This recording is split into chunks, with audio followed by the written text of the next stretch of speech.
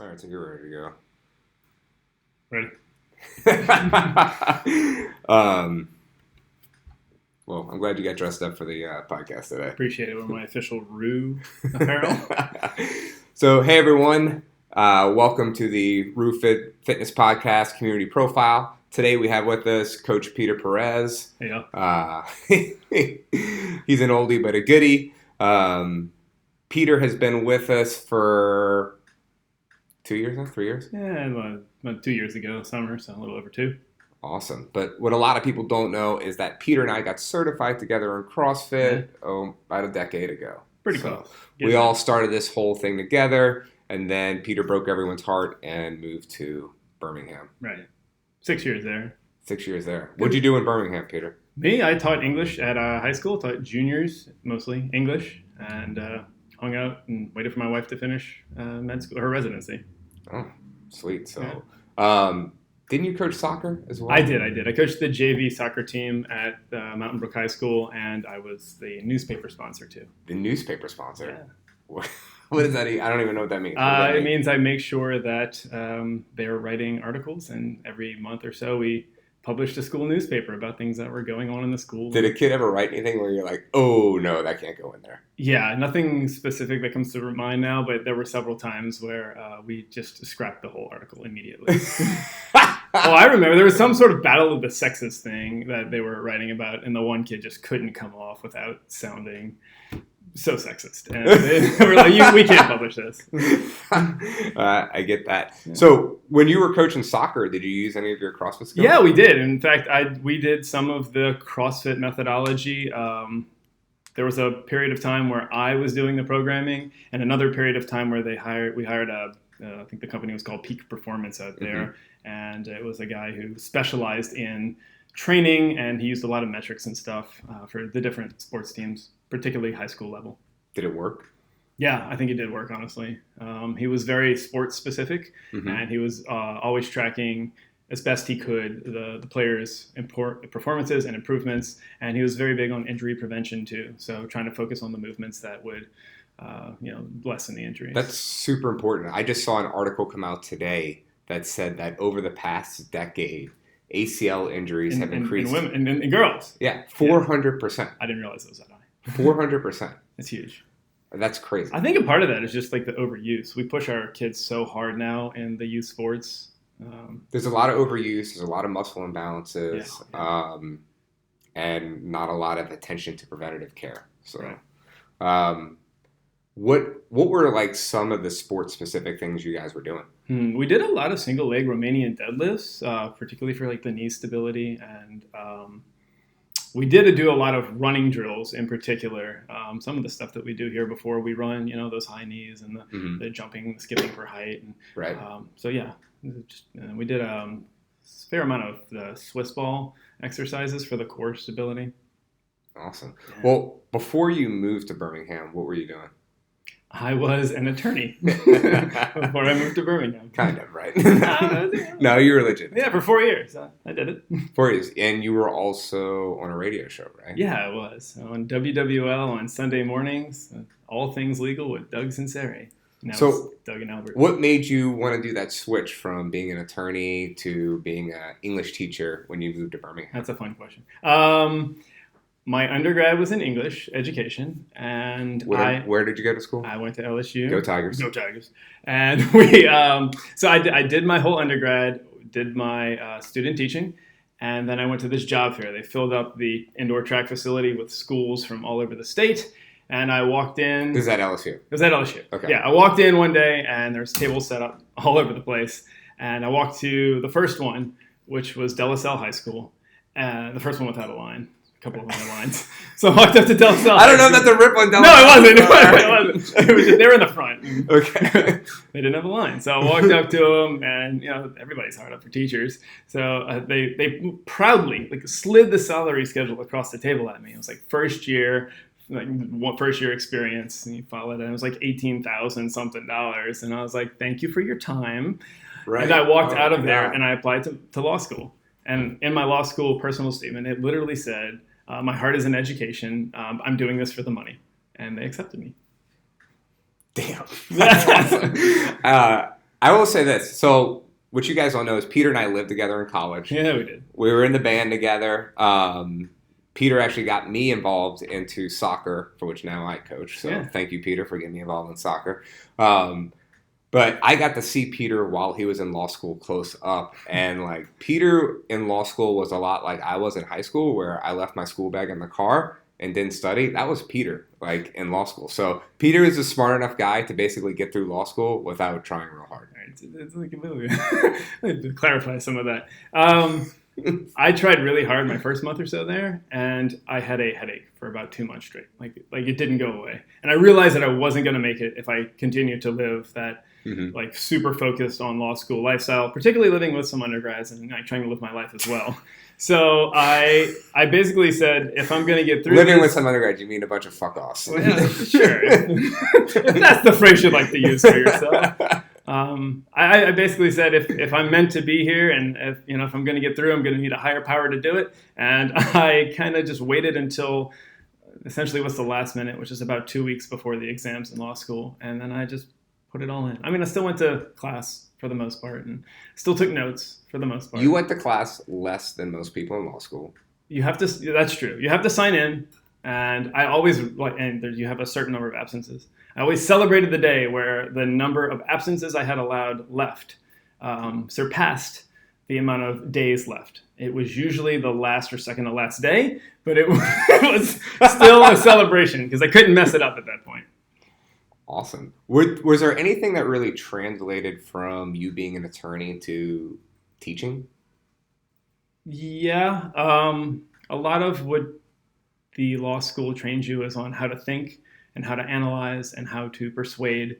And that's what we're doing as English teachers in high school, teaching the kids how to do that and analyzing with them and teaching them how to persuade other people. So yeah, I think there was a lot of somewhat unconventional, but still overlap. In fact, when I went to my interview, I was like, "Ooh, I'm going to be this like unique person interviewing for them." And I perused their website with all the teachers, all the English department teachers on it the night before, doing your good research like you should before any interview. And I discovered that of the 12-ish teachers, 2 of them were former attorneys in the English department. So I wasn't really all that. Now, I remember you telling me that, and I could be wrong here, but you having a Juris Doctorate and then applying to Mountain Brook, is that? Yeah, I'm sure it helped. Yeah, it's Mountain Brook. Well, it got you like one of the second highest salaries. Right, they treated it like a doctoral degree. So I had it wasn't that 18,000 figure that De La Salle slid across the table to you. No, it was much better than that. And teacher salaries have gone up in Louisiana a good bit since then. It's been a minute. But no, having a Juris Doctor, they treated me like a doctor. So my salary was like already on the high end. And also Mountain Brook is a very affluent community. So even though it was a public school, there was enough extra money there to bump the salary up. Yeah. So I think it's pretty interesting because you were an attorney and you saw, a lot of our friends are attorneys, and you kind of see how like the pay structure is there, and then you're a teacher and you're around a bunch of teachers with their pay structure. Is there like a disconnect with what we're paying teachers, or like I would just love to hear your viewpoint on that. And I mean, no disrespect to anyone, but like, what's going on out there? I mean, so I don't like to compare because they're 2 very different jobs, but obviously, right. But I will say that I think being a teacher was a much more demanding job than being an attorney. That's not to say that attorneys don't work hard. Obviously, like I was busting my butt as an attorney too, but it was a very different way. Like what kind of ways? You're performing for at least 5. So I had 5 classes a day. That's like basically 5 hours, plus the newspaper. That was my 6th hour. And soccer actually met during the last period. So that was my 8th hour. And then I had soccer practice after that. So it was like another 2-ish or so hours after that. So I was performing for, I didn't do the math just now, but like 8 hours a day. I was a performer. I had to motivate kids and keep them interested in it. And that's like if I had to coach 8 CrossFit classes a day, I would kill myself. Freaking exhausting. Yeah, you can't coach 8. Right. Nobody here coaches 8 a day. Like It's not possible. So yeah, it's really exhausting. It's like being in court every day. Yes, that's right? that's a great analogy. And then you still gotta, like, an attorney has to go home and prepare for the case. You have to prepare for class. You still have to prepare for class every night. It gets easier as you go. Third year is kind of the breaking point where I finally got to take a breath. Mm-hmm. But yeah, it takes 3 years to get used to it, to get all your ducks in a row, and figure out how to operate in the classroom and operate outside the classroom. But I was still staying up pretty late some nights and grading papers and getting ready for the day. So, I mean, what should be done? What do you think? I mean, we raise teachers' pay, or? Yeah, I mean, honestly, we need more teachers. The best way to get more teachers would be to incentivize more people to go into education. I think there's a lot of probably really talented educators out there making more money doing something else. So yeah, I think the easiest way to lower the burden on teachers, and it would be to raise the pay and to hire more. I mean, obviously, I think it's tough because I think about this a lot. We have a lot of teachers at the gym, especially that come to your class in the morning. Peter teaches 5:30 a.m., does sculpt and CrossFit in the morning, so he gets to hang out with a lot of our teachers that are burning the iron before they go to class. But I think like there's a shit ton of teachers already out there. We need a shit ton more. Yeah, right? I think so. Yeah.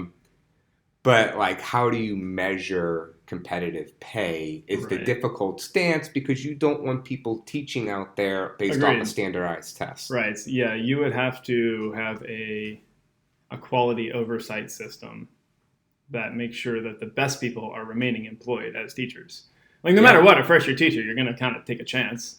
Unless you're like got a really beefed up curriculum with like a tough student teaching experience. Like doctors go through the 4 years of residency. You're relatively assured that by the time you get through residency, you got a pretty competent doctor on your hands. Right. A half a semester of teaching however many classes doesn't necessarily give that assurance. So you need some sort of oversight system.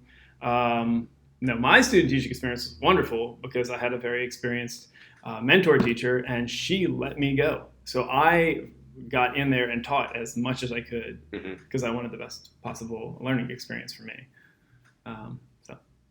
That's pretty rad.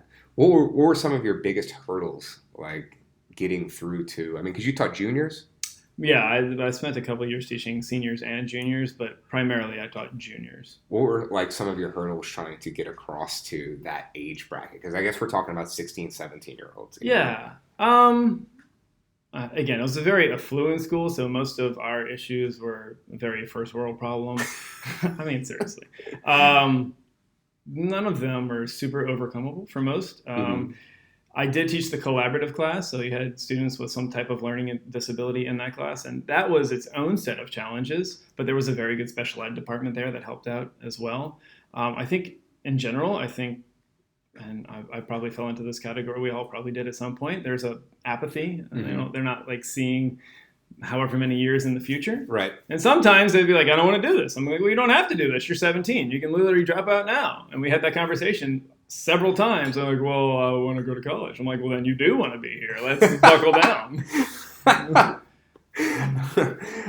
Absolutely. You gotta accept the consequences. What are some ways, like, or how has, if any at all, teaching high school translated to now teaching adults fitness? So you got to break things down into the basic steps, and then make sure that along the way those steps are being understood in order. I also, I guess, try not to teach or coach too many things at one time. If I correct 15 things on you, you're going to get 0 of them. Right. But if I get one thing, you'll get that, and then maybe next week we'll work on number 2. So I think that's... Yeah, I mean, it's definitely different in a sense that in high school they have to be there. Right. And our adults in our classes that we coach choose to be here. I think that's really helpful because if you just remind them of that, and they're like, oh, that's right, I'm paying you. I do want to get better at this, or I do want to, I do want to push myself. Thank you for yelling at me. Yeah, and I mean, it's funny because I always say there's a fine line between how we coach adults, right?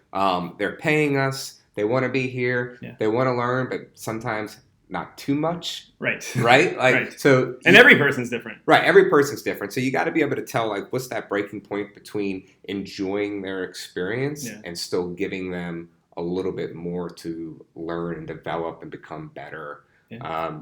And some of that and none of that has to do with fitness, right? Oh, yeah. We talk at least half the time about not fitness during the classes. In between reps, of course. What are some of your favorite movements to coach? To coach? So my icebreaker question this morning was about your what's the guilty pleasure? Like your CrossFit or workout guilty pleasure. And mine is overhead squats. And I know like they're probably most people's not their favorite. I used to love them. I still do. Well, I mean, we don't do them very often, but I still love them. And then for that reason, I do like to coach them because I feel like it can translate something that because I enjoy it and because I kind of know what works for me. I feel like I can coach that move pretty good. Any squat, really, but overhead in particular. So, we started 10 years ago, right, together. When we both started doing CrossFit, our workout experience was little to none, right? It's like playing ultimate frisbee on the parade grounds. And look, I've said this multiple times on the show, maybe, but we were 3-time defending. I think it's 3, yeah. 3 times. We won the ultimate frisbee championship at LSU. Yeah. We were pretty awesome. Yeah, we were the best intramural team on campus. Probably if you looked up intramural ultimate frisbee teams at LSU, our name should be at like the top of the list for most consecutive wins. We were the Joe Burrow of intramural teams. I think that's a fair comparison. We probably should get a trophy of some sort. Right. So outside of that, a little rec league soccer, a run every now and then of Stoneleigh. Dude, do you remember training for the Crescent City Classic one year? We trained for it. We ran every couple of nights down Stoneleigh. I do remember and back. And so we did that every couple nights. And then we got in here. We drove into New Orleans. We went to the Crescent City Classic, and it was like 150 degrees or something. Yeah. And whatever our times were training, not that we were timing ourselves, it was like double. Like when we ran it in real time because it was so hot and sunny and it was sweaty, and we just weren't trained for it. I do remember the time I went to your house the night before the Crescent City Classic. Peter's dad had a crawfish boil. Yes. And we ate a shit ton of crawfish before we were going to run the Crescent City Classic this morning. We weighed the shells afterwards. Yeah. And I think we determined that we all ate about 15 to 20 pounds of crawfish in tails. It was so much. In tails that night. You had to like double or triple bag the white bag, Yeah. So we drank beer. We ate the and then we ate the your mom's famous... the ice cream sandwiches. Ice cream sandwiches, which is basically like 2... chocolate chip cookies with this much ice cream in between. We chowed down on that, and then we decided to wake up and run the Crescent City Classic. And we did. We did, and I felt like you could hear an aquarium of aquatic animals in my stomach as we round down the street. I don't think I could make it through the Classic if I did that the night before now. There was that other time where we ran the Crescent City Classic. I think we got hammered the night before. That's also your mom came and picked me up, and there was something where I used your toothbrush or something.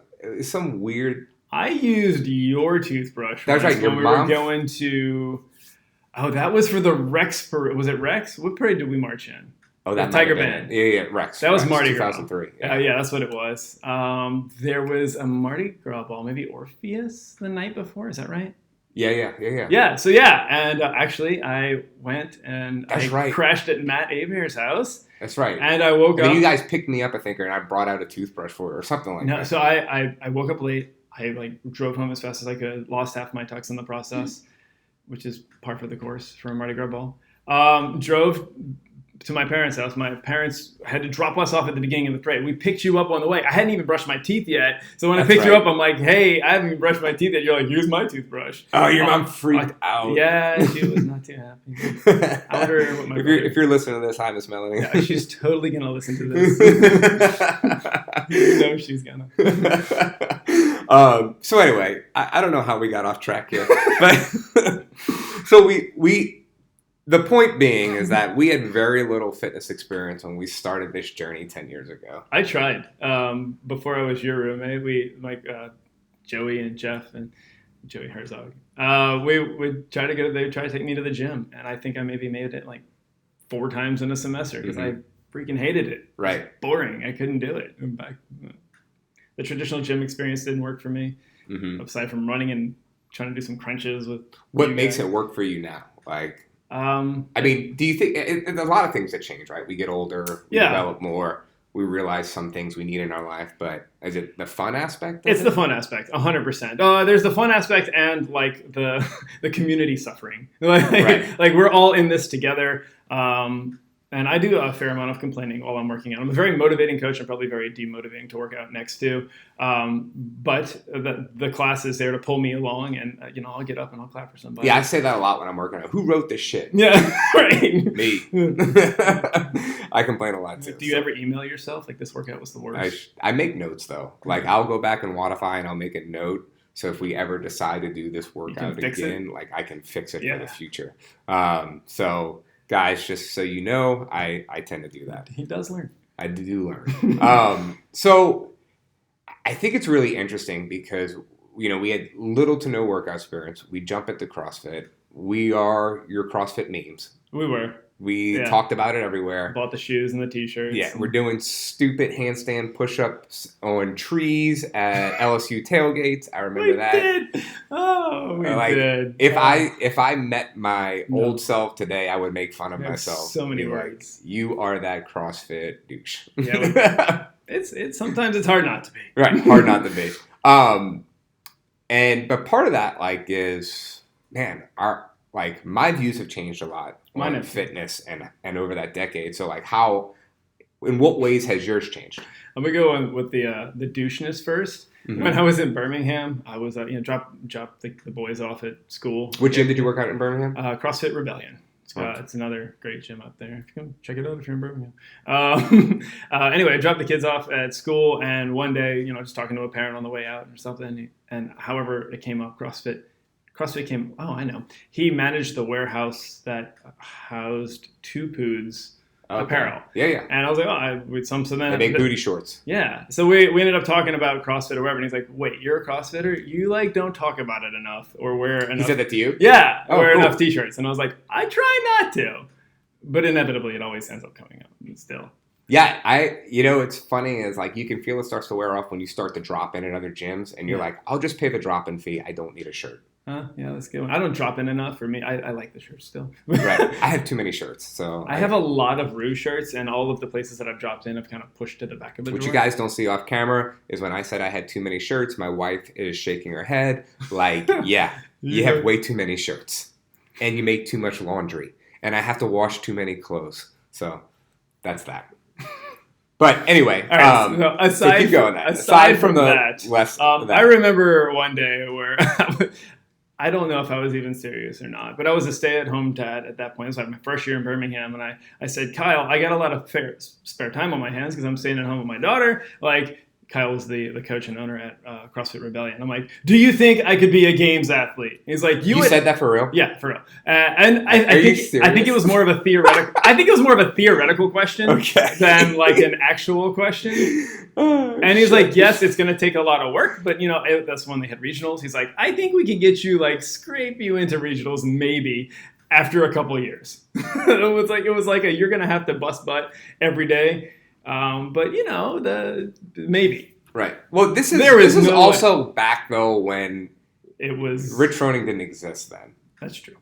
He wasn't even in CrossFit. So this was your Chris Spieler days. It was. Probably right before Jason Khalipa, honestly. Yeah.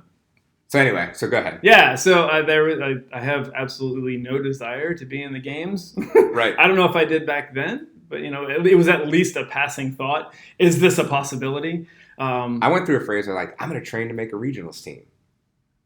It's a lot of training. It's a lot of training. It's a lot of. I mean, it depends on what you want to structure your life around. Yeah.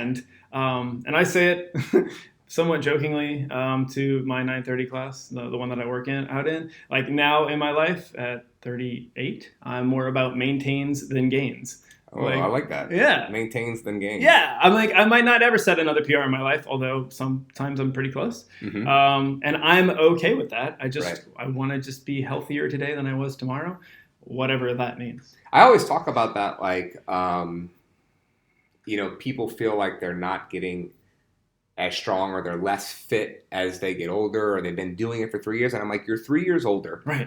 So the fact that you're close to your PR that you hit 2 years ago, but you're 2 years older is a win. Yeah. Like you're actually fitter because of that. You have all these other factors that might be dragging you down. And then you got your life factors too. Like however many years ago, I didn't have 4 kids. Like 4 kids. Oh, you know, yeah. 4 kids. Right. Are you going to have a 5th? No. 4 kids, stay-at-home dad, right? Well, not really. Peter runs a lot of marketing and advertising stuff for us at Ruth, so and coaches 4 classes a week, so not totally stay-at-home. I mean, I stay at home, but I come here a lot too. Right, for sure. So any other ways it's kind of changed? I mean, I think those are the biggest ones. Mm-hmm. I'm always training for tomorrow too. Like if I feel something funny, I'm all about. I hardly ever rip anymore. Right. And part of that is like knowing good hand maintenance, and part of that is just like, well, I don't want to rip, so I'm going to stop doing this now so that I can work out again. Yeah, tomorrow. I can't remember the last time I ripped. Probably a year or 2 ago. I do. So. I don't. I mean, it was about a year or 2 ago. It's probably about a year ago, and I remember saying it's been about a year or 2 since I've ripped. Right before, and you programmed something. It's like 5,000 bar muscle ups or something. And it wasn't that. It wasn't that. It was something. I want to say there were bar muscle ups and deadlifts, but that can't be right. So I think the other interesting thing is you had a similar journey to me in your nutrition philosophy as well. Like when we first started CrossFit, we both got into the paleo world. Yeah, right? we did. We dove deep where I was probably like that paleo asshole that was like, I can't eat that. Or I definitely was. Or like, is it paleo? You know, all those. Do you remember going to Ye Old College Inn and there was I think it was a grilled fish or something on top of a bed of rice? Oh my God. And you asked the waiter if you could substitute crumbled bacon for the rice. Oh! The chef came out and he said, I can, but it's going to be much more costly. You did. And it was delicious. So there's a win for douchiness. It was. Yeah, I remember doing all that stuff and like going to people's houses and, you know, like. There was a point in time where I was eating like 3 chicken breasts and a bunch of broccoli for lunch. Here's a little note. Jonathan Burke, Dr. Jonathan Burke here, he still eats 3 chicken breasts. For lunch? For lunch. It's like, so much meat. I was in an appointment with him, and he ripped out a Ziploc bag in between finishing up with me in his next appointment and just like chowing down on chicken breasts before his next appointment. But that's how he looks like he looks, guys. Yeah. So good for him. He looks good. Yeah. So, I mean, there was that like craziness that I try to be aware of today. Like right now, Emily and I are doing just a little experiment with some macronutrients and kind of messing around with our profiles and stuff like that. And someone asked me to lunch today and I was like, I can't really go to lunch because I can't count it. Right. I don't know how to. Right. And I was like, actually, I had 2 fancy luncheons coming in up on back-to-back days and I need to reserve all my, you know.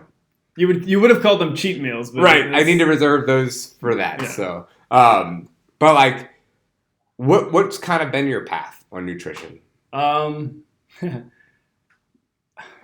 mean, honestly, once we got into it, what was it? Was it the Whole Life Challenge or one of those nutritional challenges that probably got us into going that whole paleo route? Right. Which was good. It was a good learning experience, I think. It's not one that I would necessarily take back. I think it was good to go strict and to, you know, feel the differences in your body. And I think everyone needs to find themselves. Yeah. You know? And I think experimentation is key to finding what best diet is for you. Yeah. And a lot of people they'll do something without truly giving it a go. And by truly giving it a go, I mean, we lived that way for a long time. 3 years? 4 years? I think the one challenge that we did was like a 90-day thing. And I'm like, well, let's just keep this ball rolling. And I don't know how long I went without having You went way longer than me in terms of being pretty strict, and you were skinny as hell. I was like probably too skinny. Yeah. Honestly. So it works. I mean, it works, but I'm definitely a lot stronger now. Right. and I feel I'm still healthy. Right. So what kind of allowed you to back away from that some? And look, I think I say this though with the caveat that Peter and I both believe that eating as little processed foods as possible absolutely is best. Absolutely. But anyway, we have to live. So what kind of like brought you away from I mean, I think part of it is like every time there was a new challenge, I would go like super strict for however long the challenge was. And then it would taper off, and eventually, tailgating season would come around or the holidays. And then I would just eat whatever was in front of me in whatever quantities. And then I would feel like sick afterwards and gross. And not that I still don't binge occasionally. Right. But I think the way that we're living now is more consistent. If I want to have that dinner roll, I will. I just don't want it nearly as often anymore. Right. You kind of trained yourself up that way. Yeah. I mean, I like a sandwich. Yeah. Sandwiches taste really good. So. I usually avoid them on a daily basis because that's like a lot of, probably processed carbs. But I don't need to avoid sandwiches every day. Right. Especially if it's on sourdough or like if you go to like some French bakery or something. And I could go on and on about some meats and breads and cheeses. But I think that's a different podcast. Yeah, absolutely. So where you are now with your fitness and your nutrition life and what you believe in, like, it's pretty easy to live that way?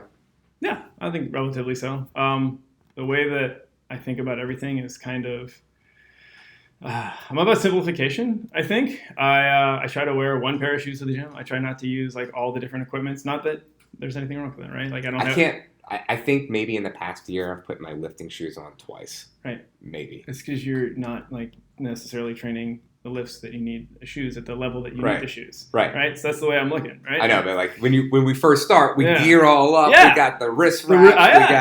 We got our grips. We got knee sleeves on. We got the lifting shoes for everything. I don't remember the last time I used my wrist wraps, which is probably the piece of equipment that I held on to the longest. Right. I haven't used them in 2 or 3 years. Like my only piece of equipment now is probably my jump rope that I consistently use. Right. I use a jump rope. I really don't even use my gymnastics grips that much. I mean, the only time I would put them on would probably be if I'm doing a competition. Sure. Oh yeah. And or Murph. When you have a lot that you're going to do for a purpose. Right. Yeah. That would be the only reason. And I mean, because mostly right now, and this is pretty cool, is I kind of had a shoulder injury, and I've been rehabbing it for a long time now with Dr. Berg. I finally got cleared by my doctor. But during that time span of a year, I didn't do any gymnastics kipping. I missed the competition, mostly because I was going to be in Spain. But I missed the competition, which is probably a good thing because I would have threw caution to the wind. It's a competition. But I've been training everything strict. I haven't missed any time in the gym. No. I've lowered my volume on some upper body stuff. Way stronger. I am way stronger now than I was then. And I've done a lot more strict stuff. So consequently, we had a workout in the gym a week ago that had like sets of, I think, 12 pull-ups in it that you could butterfly, and I think it was. I hadn't butterflied in a year, and I got up there and it was like super easy, like it was yesterday. And I attribute that to how much I've done, or how many times I've done strict pull-ups, and how strong I am now from that. And as long as you have the skill, you can use your strength to achieve that. I mean, so it's like a much safer way of training. And so that's a lot of like how my philosophy has changed over, the past decade, where it's like these stuff that people think we needed to do when we were in CrossFit 8 years ago. I definitely don't believe that anymore, and I think there's just like what I try to do at Rue is a combination of many different fitness methods, and then taking like the best of each and putting it together. So. I like the programming here. I like what you got going on. It's a busy hour, but it's a very good one. Very productive. So how are you managing? Because what you guys don't know or you don't see is Peter still works out about 4 times a week. Yeah, the goal is 4. If I make 3, I'm satisfied. If I make 2, I'm pretty pissed off. And if I make 5, I give myself a little pat on the back and I take the weekend off. That's basically how I. So what do you do on the weekends if you're not here? Well, you're not here on the weekends. So what do you generally do? What's your workout routine on the weekends? Generally, very little. It's the 5-on, 2-off model. I think that's the old. I don't know if do they still even push that. Well, what do you do when you're not at room? When you do a workout at home? Yeah. I haven't been running lately because it hasn't been feeling good, so I've not been running. But aside from that, I have some equipment that I'll throw into the side yard at my house, and I might adapt one of the workouts here from here or from the main side or make one up. But it's very similar sort of stuff. It's just not nearly as intense. A lot of times, Sarah and I will do one of those sculpt workouts or some version. You're just trying to get like 35 minutes in. Yeah, and which I think is perfect. Yeah, focus on core and just moving. Awesome, man.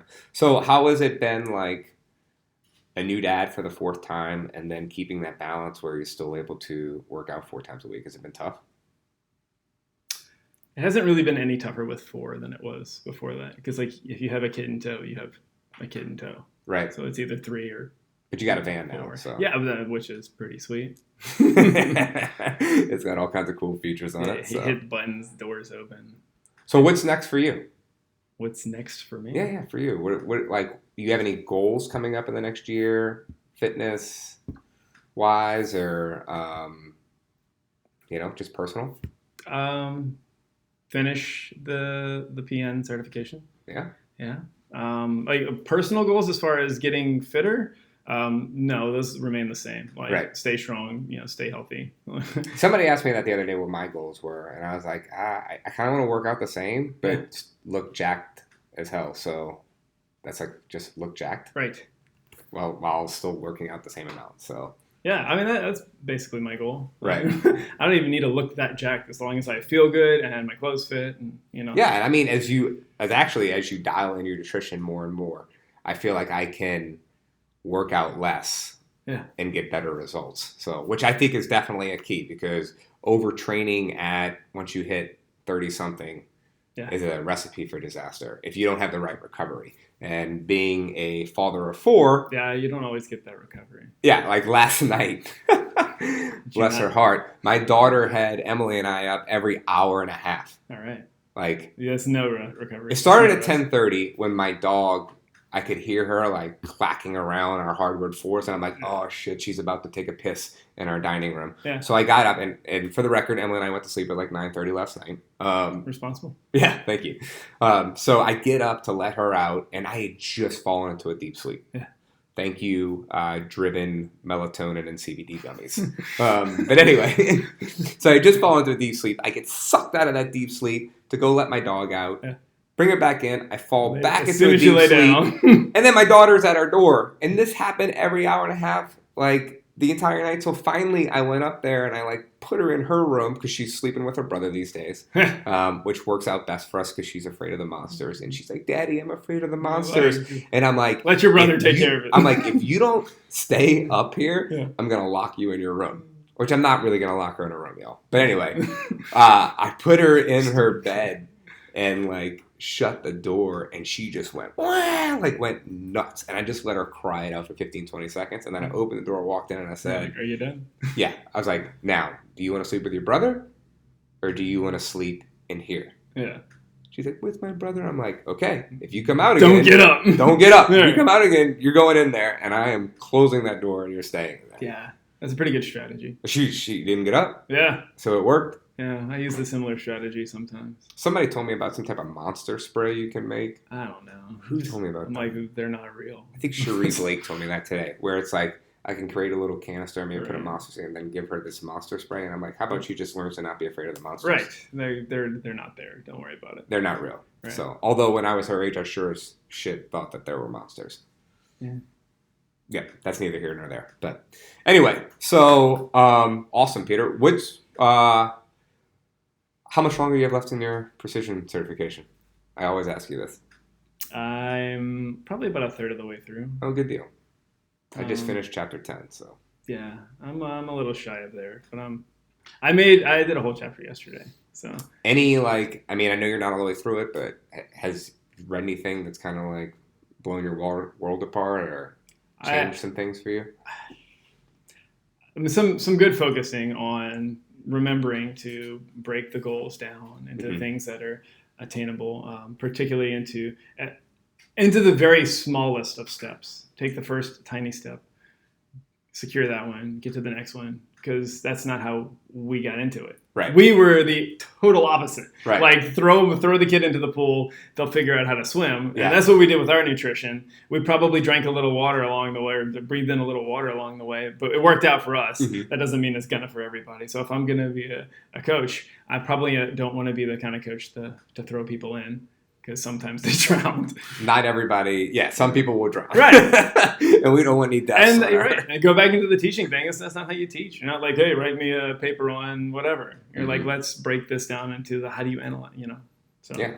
Well, I want to ask you this. If there is someone, sitting at home that they think they want to work out, but they're afraid to work out because they think we do some crazy shit in here, which we don't, and we do, but you don't have to. Right. What would be your recommendation to that person? To come anyway. I tell my kids all the time, it's okay to be afraid, but it's not okay to let that fear stop you from doing the thing.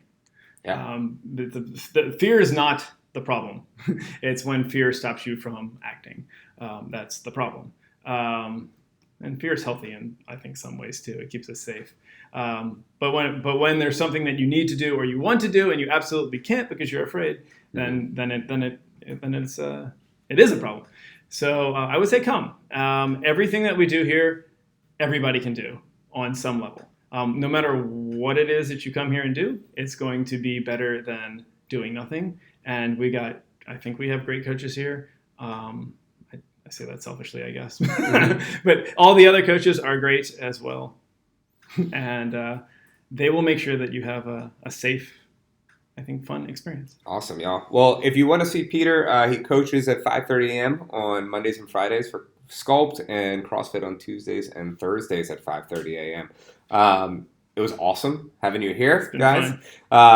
Make sure to like us on Facebook and Instagram, Rue Fitness. And we'd love it if you gave us a 5-star review and or rating and left us a review on iTunes and Spotify. So I hope y'all have a good one. Talk to y'all soon. Bye.